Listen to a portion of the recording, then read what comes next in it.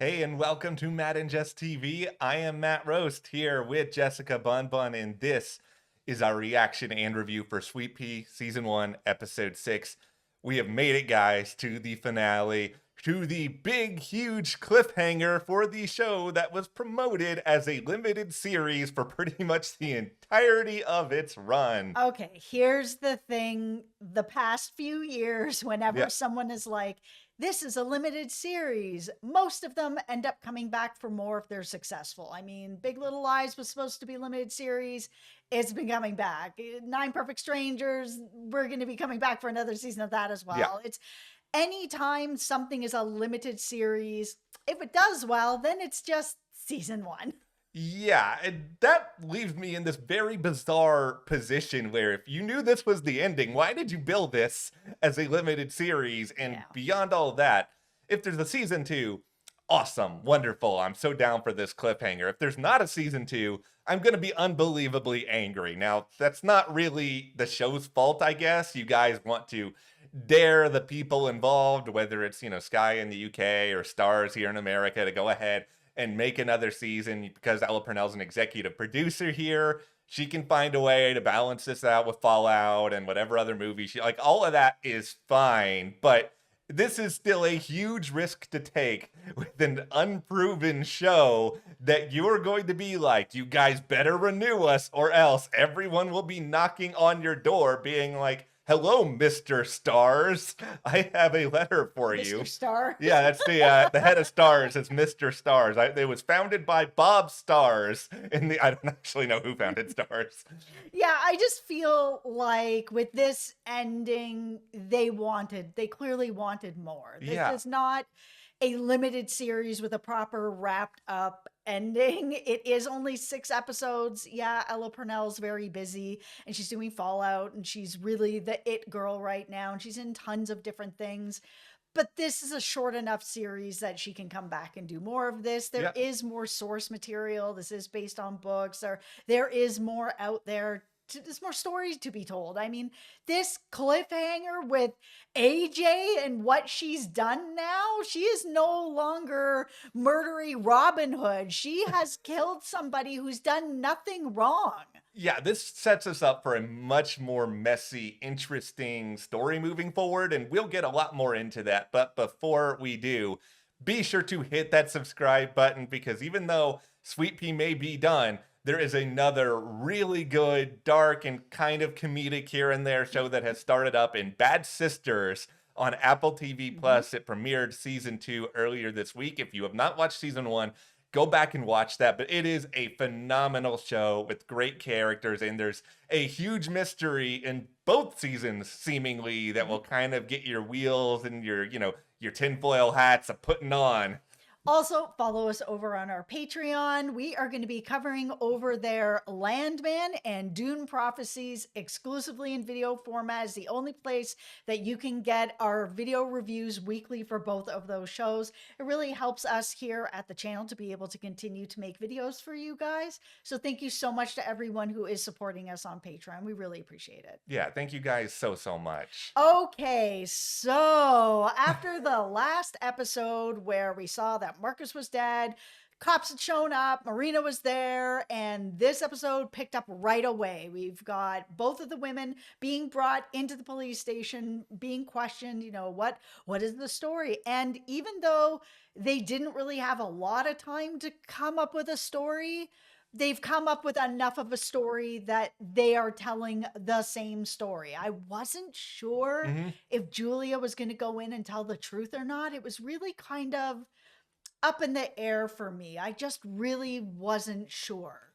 That's what I liked. I really have enjoyed how unpredictable this show has been, where we can come on here and give our theories as to what these characters are going to do, but I've often been wrong, which I appreciate. But beyond all that, I love being wrong when it still makes sense. Like, it made sense for Julia to go in and give a similar account at this point because I think her mind in the aftermath of all this is probably really confused because Marcus was a terrible person who was doing really bad things to her. Mhm. She's gotten herself mixed up in all of this. She also knows that on some level, Rhiannon is a very, very dangerous person who had her locked up. And I think she's sort of in this mindset of, okay, I'm just going to get through this hurdle. I'll see what else is coming up next. I can't think that far ahead. I think that's the biggest thing about Julia that we all have to remember is that she was in this terrible relationship with Yeah. Marcus, who was controlling her, made her eat a lipstick, all kinds of awful things that was happening to her where she had to project this perfect life. Everything is great, but behind closed doors, Marcus was controlling her in a way that she just couldn't get out of that mindset. And then she's picked up by Rhiannon, who is doing the same thing to her, holding her captive, the rag in her mouth, telling her what to do, controlling all her movements, when she can eat, when she can't eat. She's gone from one situation to this next situation where she's really unable to think for herself and think clearly because other people have been controlling what she thinks for so long. I it's easy to feel for Julia coming out of all of this. Like she is so perpetually confused. And yes, she did bad things with Rhiannon when she was young. But let's face it, there are a lot of people who do bad things when you're young and you try to work past it. And there's often a reason why a lot of that happens. They gave Julia so much depth for a show that is so short. Its episodes aren't even an hour long that I felt so invested in what she was going to do, how she was going to handle this whole situation. And by the way, speaking of other characters I was so invested in, Marina caught so many L's within the span of just a few episodes to close this out. She is, the cop who cried murderer, but the problem is she's right and nobody wants to listen to her. Nobody wants to listen to her. Both women are released, and we've got Marina on one side doing her own investigation because nobody wants to listen to her. And then on the other side, Julia feels like she can't go home. Marcus is not there anymore. There's a bunch of reporters there. She feels lost. So who does she go to?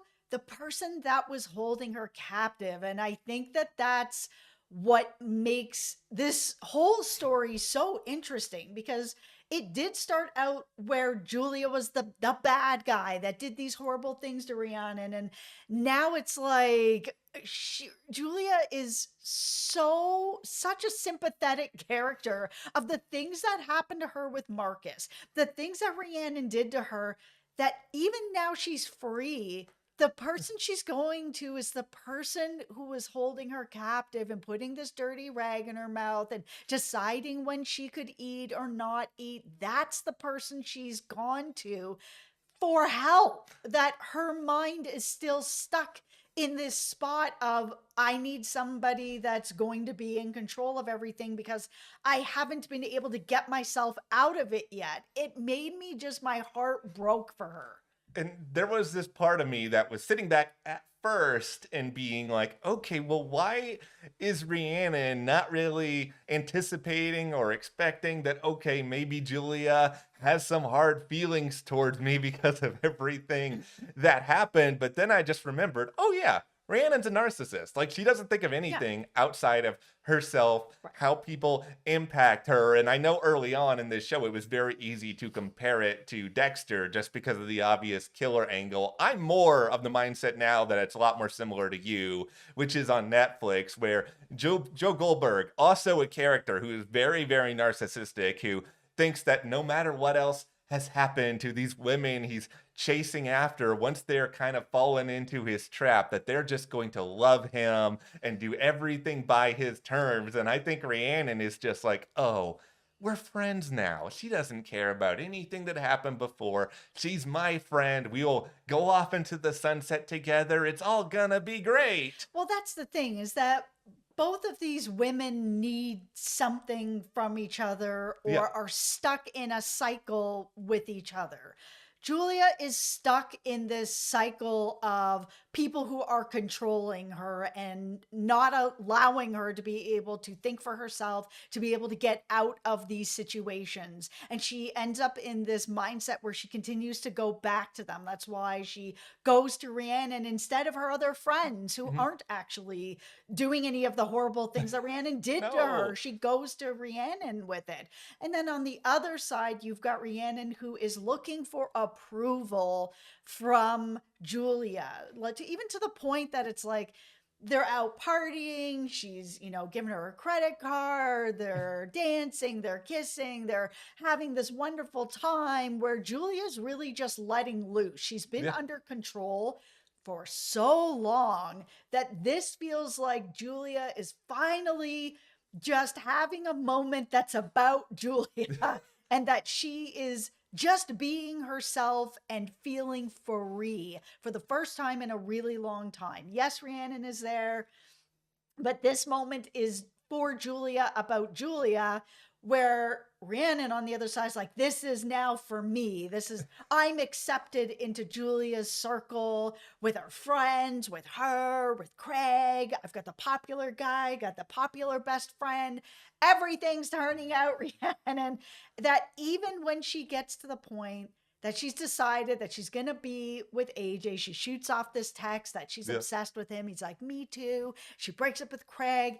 That even when she's with AJ and things are going really well, she's texting Julia to be like, hey, this is happening. Like she needs this constant approval from Julia to be able to continue to do what she's doing. It's just so darkly funny in a way that these two people are interacting so much with each other that they're not actually seeing each other at the same time. It's all exclusively about themselves and what It's just toxic. Yeah, they just what they need for themselves in that given moment. They're not thinking like, what am I going to do 2 minutes from now? Anything else. It's just this cycle that is being repeated time and time again. And at this point in the finale, when they've had this just big, absolutely insane party, which by the way, not once in my life have I ever wanted to party to the point where I'm just passed out on a rooftop somewhere. When is that fun? Like, when is that even remotely? You know what my idea of fun is? Maybe I'll have just like one drink and then I'll play some Minecraft and eat some Cheetos. Like maybe that's life for you, everybody. Yeah, I am not a partier. I was not a partier. Maybe I'll have one adult beverage and play some games. Yeah. Play a night of Catan or something and have some chips. It's wild over here. We're crazy. No, it's just that they really established that dynamic so well that going into, I don't know, the last part of this finale, I kept waiting for the other shoe to drop, and I didn't know if it was going to this season, but it did just feel to me anyway that, okay, none of this is sustainable. You know, we had Chekhov's credit card being dropped in here, and I just kept thinking, okay, at what point is this going to come back? She has the credit card. What's she going to do with it? That's why it was the most important part of this episode for me was that conversation with Marina, where she ended up going to Rand's house. She found the footage. She knows that she was there. She knows everything about it. Randon's like, well, you can't use it anyways. Marina even stayed there all night, sitting in her chair, sleeping there, waiting for her, being like, where were you?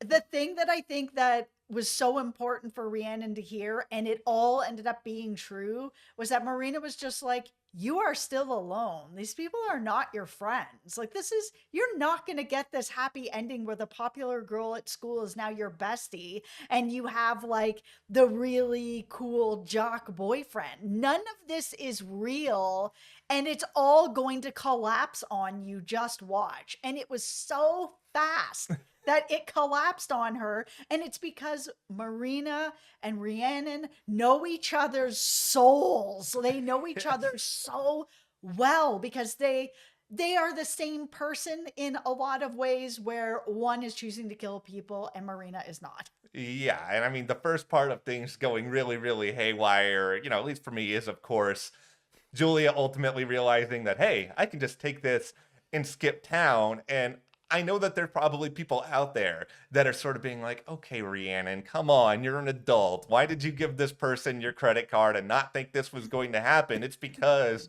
she is so obsessed with this idea of, hey, we're friends now, that I don't think it ever crosses her mind. I think even when the revelation happens, we see it. Like, she's still in denial that something like this could be happening. 100%. I think even when she gave the credit card, Julia was not thinking that that's what was going to be happening. I think all the way until they came up with this grand idea that they're going to go to the paper and they're going to give Julia's side of things and have this great big article out there about how she felt and what happened. And it'll help pad their story to have her go out there and tell the truth about Marcus and what happened.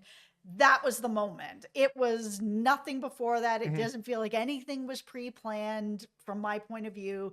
It was as Julia was recounting this story and talking about the taste of the rag in her mouth, her helplessness feeling, and her captor sitting right beside her and looking over and having the flashbacks of like, it wasn't Marcus, it was this person. It was over. And I think that's the moment she made the decision. Yeah, I think so too, just because it's what has been set up well in the show. And if we're kind of following the emotional trajectory here, it's taking some time for Julia to figure some things out for herself. Yeah. Now, what I am insanely curious about is what the show will do in the aftermath of all of this, because we do see, of course, AJ get killed off in the final minutes because of that knife reveal, which was so well done. I kind of thought there was a chance he might figure things out, but I didn't know how, and I didn't see that part of it coming. No, I didn't see that coming either, but him seeing the knife,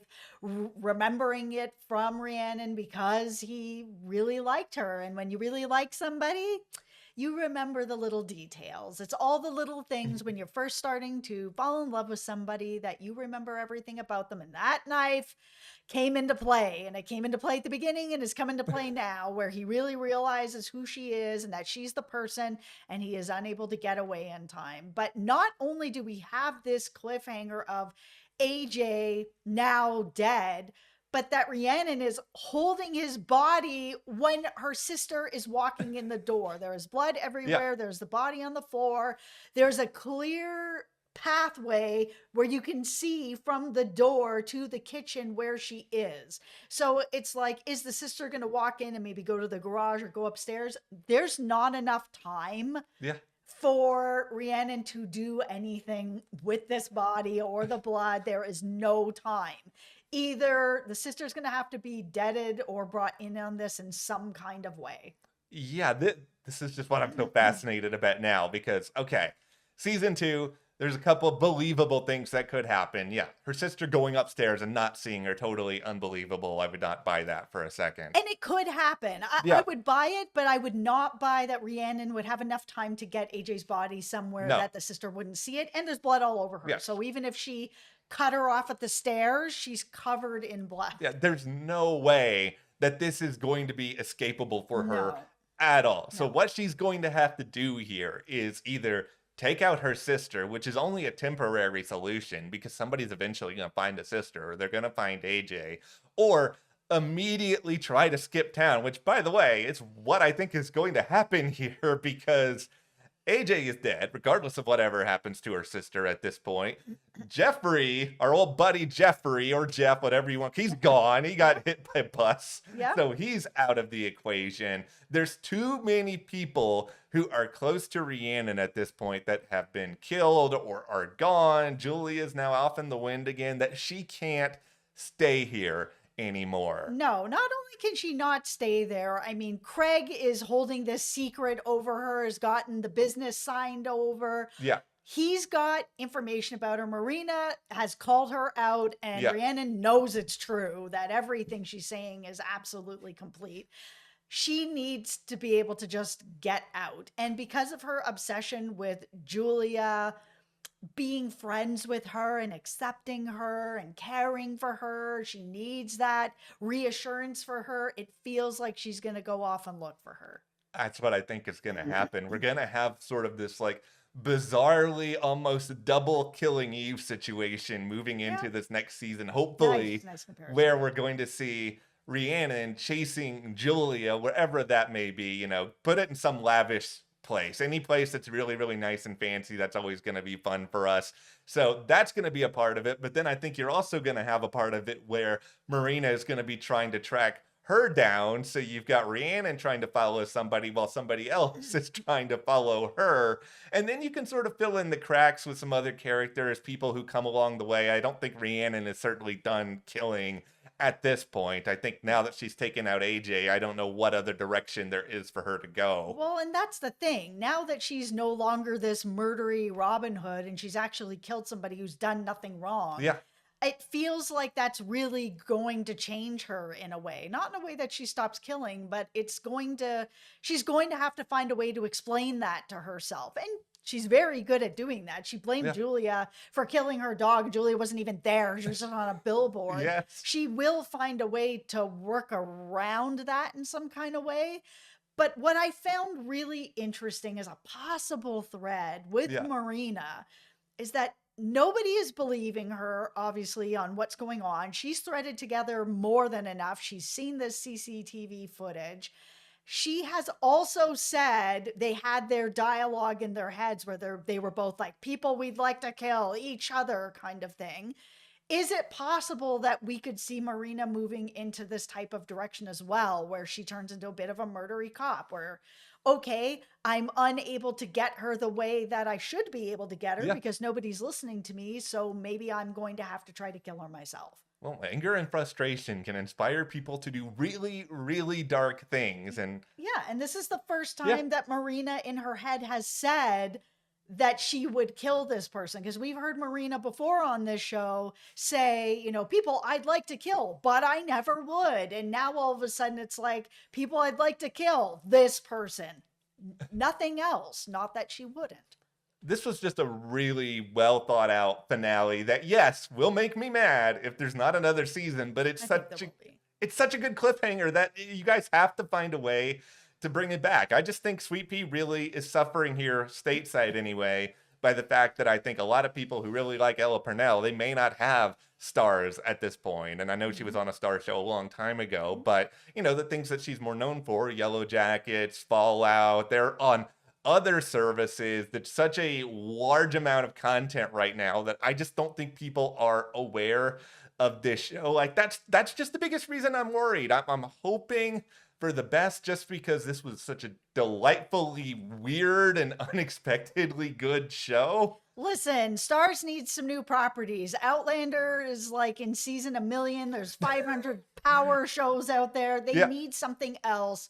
Ella Purnell is a really big TV star right now, and she's only going to continue to get bigger with Fallout. It's just, I can't see Starz not wanting to continue to court this show. Yeah, just have some more fun with it. Find another setting. Make it really appealing for everyone else to continue. I hope more people discover this show. Clearly, it's well worth your time, but that is where we are coming out of Sweetpea Season 1. If you have watched with us throughout this entire journey, thank you. We have had a great time talking about it. And be sure to hit that subscribe button if you have not already, just because Bad Sisters is happening.